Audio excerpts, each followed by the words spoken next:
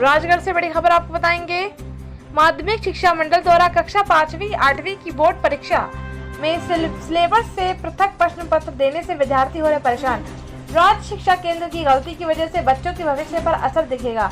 आज नरसिंहगढ़ में 5वीं 8वीं के विद्यार्थी द्वारा श्रीमान एसडीएम नरसिंहगढ़ श्रीमान अंशुमन राज को विद्यार्थी द्वारा आवेदन देकर बताया गया कि 5वीं 8वीं की बोर्ड की परीक्षा में सिलेबस से प्रश्न पत्र न होकर प्रथम प्रश्न पत्र दिए जा रहे हैं, जिससे विद्यार्थियों को परेशानी हो रही है।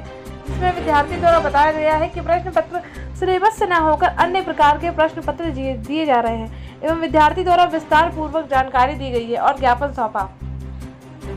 आइए देखते हैं पूरी रिपोर्ट हमारे ब्यूरो चीफ रामचंद्र चंद्रावत के साथ।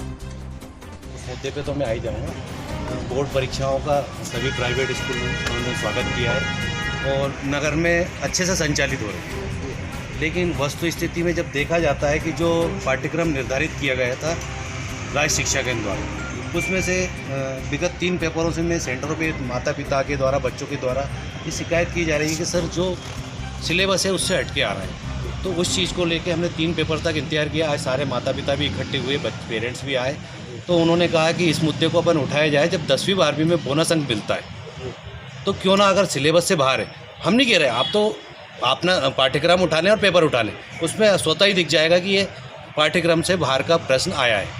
तो ये जायज़ मांग है बच्चों की कि जो कोर्स में नहीं है, यदि वो मान लो प्रश्न आता है तो उसका बोनस अंक जब 10वीं 12वीं में दिया जाता है तो ये 5वीं 8वीं में भी मिलना चाहिए। तो पहला मुद्दा कि कई पेरेंट्सों को ये रहता है कि पेपर में क्या आया, वो घर पे जिज्ञासा रहती है कि अपन अपने बच्चों का पेपर देखें, तो उसके लिए एक पेपर उपलब्ध कराया जाए।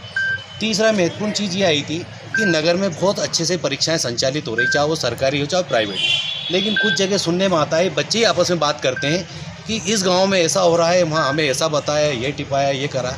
तो हमारा शासन से एकमात्र निवेदन ये है कि परीक्षा की विश्वसनीयता और पारदर्शिता बनी रहने के लिए, क्योंकि वहाँ पर सरकारी स्कूलों के बच्चे ही परीक्षा दे रहे हैं गाँव में, ग्रामीण बेल्ट में, तो वहाँ थोड़ा सा विश्वसनीयता अच्छे से बनी रहे, उसके लिए ये ज़रूरी हो गया कि वहाँ पे प्राइवेट स्कूलों के कम से कम 1 या 2 शिक्षकों को निगरानी के लिए नियुक्त किया जाए, जो डायरेक्ट ब्लॉक शिक्षा अधिकारी को रिपोर्ट करे यदि वहाँ पे कोई भी नकल वगैरह होती है।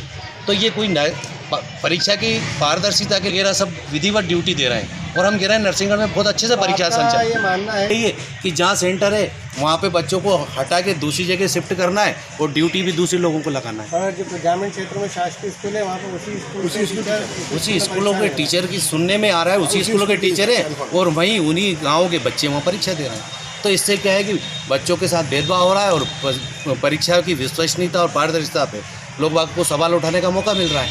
इसलिए हमारा इतना सा निवेदन है शासन से कि 2-2 लोग निगरानी के लिए रख दिए जाएँ।